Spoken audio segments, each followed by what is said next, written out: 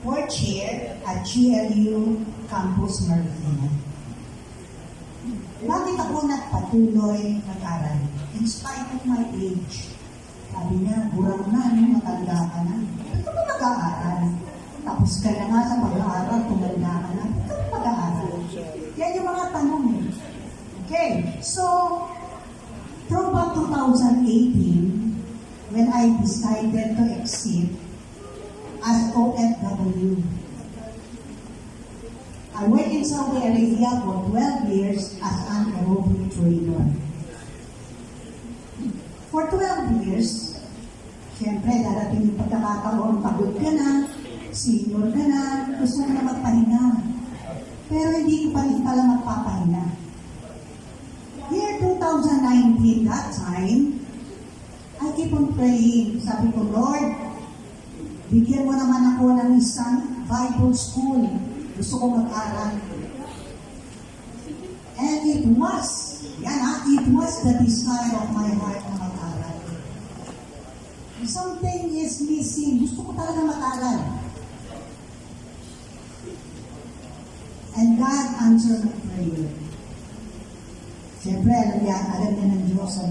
Sometimes yung desire ng puso natin, hindi man natin sinasabi, pero nandoon yung katok ng Panginoon sa ating mga puso. God answered my prayer, and I see on the Facebook, yung nakalagay, BBCA Marikina enrollment is open for free. And I immediately respond and personally enrolled. But since pandemic happened in 2020, nagkaroon ng pagbabago sa mga schedule, di ba, nag-lockdown? Nagkaroon ng problema at nagkaroon tayo ng hindi tayo nagkaroon ng face-to-face noon. So, nagkaroon ng pagkakataon na mabuksan muli ang school on the same year, 2020, di ba? Sunod-sunod yun. And then, napakaraming estudyante ang nag-enroll. Kung narinig natin sinasabi ng ating speaker, ang dami, first year. Ito magbibilang ako. Pagdating ng first year, 35 kami. Pagdating ng second year, 25 kami. Pagdating ng third year, 15 kami. At pagdating ng fourth year, ilan na lang kami? 8. Buti nga, 8 pa kami. Yung iba, isa na lang. Diba? Totoo to. So, it's real. So, dumating yung time talagang init ka, first year ka, pero yun nga po, due to experience sa mga subject, third year, totoo po yun. Yung grade, talagang gusto ko na po talaga mag-give up nun.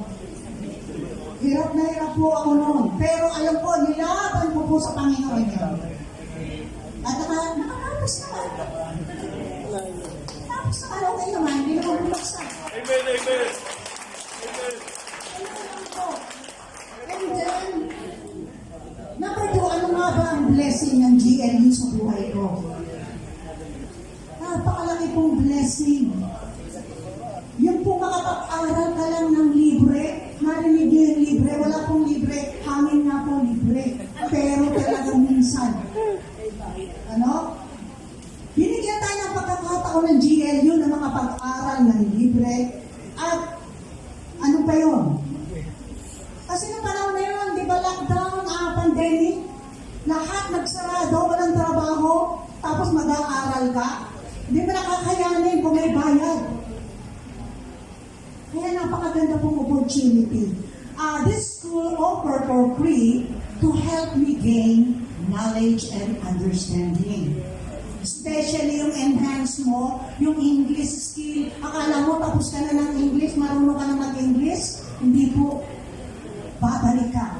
And then, the leadership capacity, the practical ministry, the biblical studies and theology. Yun po yung mga napag-aralan natin to be used and properly equipped in my ministry.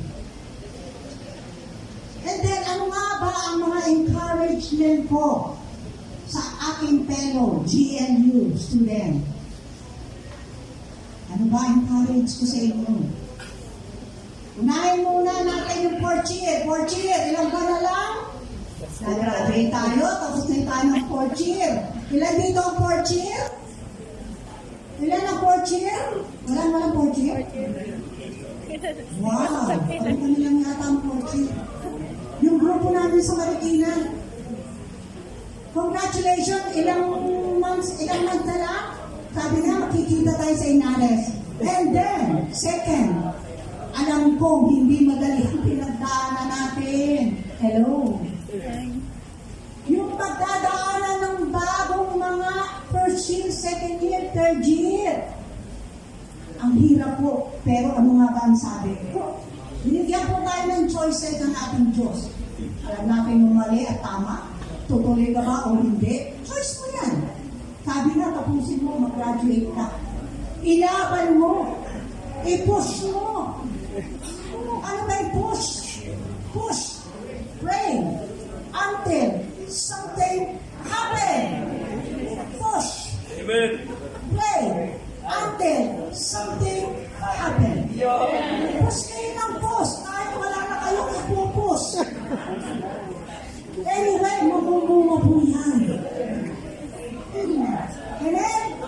Yung po mga naglalamig dyan, patukan nyo. Sabihin mo, hello, magsama-sama tayo sa graduation.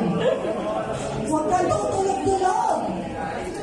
At naniniwala po ako, alam niyo po, hindi ko lang sa galing eh. Sasabihin mo, ang galing niya, hindi ako makasabay sa kanya. Hello. Wala po sa galingan niya. Kahit hindi ka nga marunong mag-English, makakatapos ka.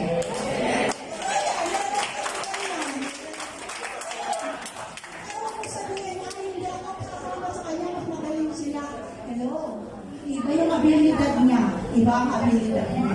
Kung gagamitin ka ng Panginoon. So sabi, mag-push ka. At I want to quote a Bible verse in Jeremiah 29:11. Alam natin yan. Ang sabi, except, for I know the plans that I have for you, declares the Lord, plans for welfare and not for calamity, to give you a future and a hope. Amen? So, again, my name is Mario Ocampo. By the grace of God, I am what I am. My life belongs to Jesus. To God be all the glory. Salamat.